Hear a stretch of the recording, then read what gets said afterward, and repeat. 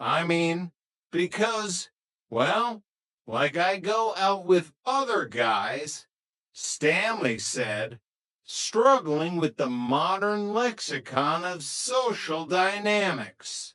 You do? Jack asked, his eyebrows shooting into his hairline. Mr. Roper, I had no idea you were so progressive. No, not like that. You know what I mean. To go bowling, to a ball game, to complain about our wives. I was wondering if it would be all right if our niece went out with you tonight. Jack blinked. The world seemed to tilt on its axis. You want me to go out with your niece? Yeah, Stanley said, lowering his voice to a conspiratorial whisper. But you don't have to go anywhere where you might bump into some of your flamboyant friends. I wouldn't want her to get the wrong idea about your lifestyle. Oh, Jack said, the pieces clicking into place.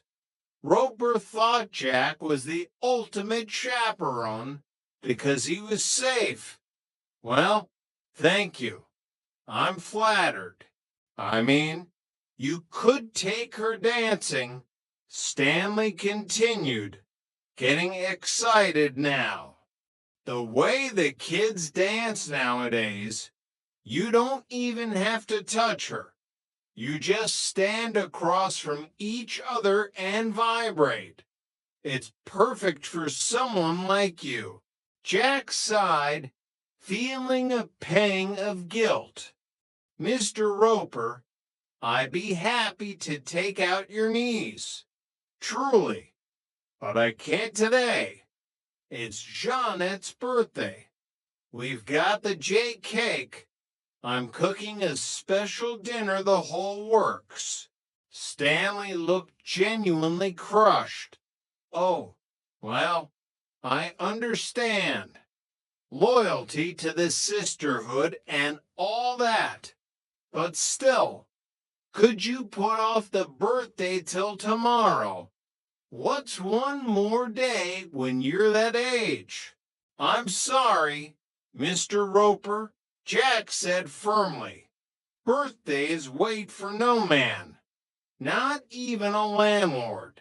Stanley left, grumbling about modern youth and missed opportunities. But 5 minutes later, the door flew open again with a bang. Stanley was back, and he wasn't alone. I thought you might want to meet my niece anyway, Stanley said, a triumphant smirk on his face. Karen, want to come in and say hello to Jack? He's the one I told you about. The one who's very good at decor. A young woman stepped into the room, and for a moment, the bustling sounds of Santa Monica traffic seemed to vanish. Karen was, by any objective standard, a knockout. She had cascading dark hair that caught the light, piercing blue eyes that seemed to see right through Jack's ruse, and a figure that made the room's oxygen levels drop precipitously. Jack Tripper's jaw didn't just drop. It practically dented the floorboards. He was a man who appreciated beauty, and Karen was a masterpiece. Hi, Karen said, her voice like warm honey. Hi, Jack squeaked, his voice cracking like a teenager's. Stanley pulled Jack aside into the small hallway, his hand moving to his wallet with practiced speed. Here, what's this? Jack asked, looking at the crisp bill in his hand. $50. Cold, hard cash. for a sacrifice. For me, I know it goes against your grain to spend time with a beautiful woman, Stanley whispered. But you've got to do me a favor and take her out. I'll even lend you my car. Anything to get Mrs. Roper off my back. Will you do it? Jack looked at the $50. He looked at Karen.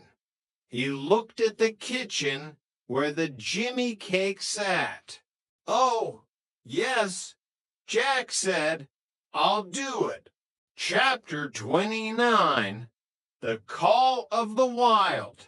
The Santa Monica smog was particularly thick on the morning Jack Tripper decided he needed to reconnect with his primal roots. It wasn't entirely his choice.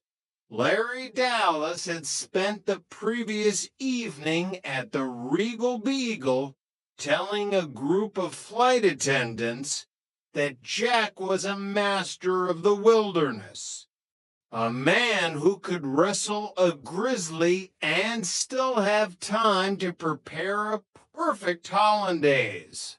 I don't know. Jack, Jonna said, watching him struggle to roll up a sleeping bag that seemed to have been designed for a giant. The last time you went to the park, you got a splinter and had to be medically evacuated by Chrissy. That was a structural splinter. Jonna, Jack grunted, finally sitting on the sleeping bag to force it into submission. A man needs to test himself. Topanga Canyon is calling my name. It's probably calling you to tell you that you forgot your hairbrush, Chrissy added, peering into his backpack. Jack, why did you pack a portable crepe maker for a camping trip? Nutrition is vital in the wild. Chrissy, one cannot survive on berries alone. A seared mushroom crepe is the difference between a survivalist and a victim. The plan was simple, a weekend in the woods. But simplicity was a foreign concept in apartment 202. Within an hour, Stanley Roper had caught wind of the excursion. Camping? Stanley asked, leaning against the doorframe of the apartment. I used to be a scout. I can build a fire with 2 sticks and a look of stern disapproval. Helen and I are coming. What? The trio asked in unison. Helen's been nagging me for a vacation, Stanley grumbled. And Topanga is close. I can keep an eye on you kids and make sure you don't burn down the forest.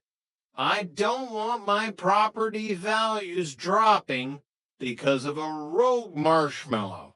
The convoy to the canyon consisted of Stanley's aging Chevy and Jack's bicycle, which he had insisted on riding to properly acclimate his lungs.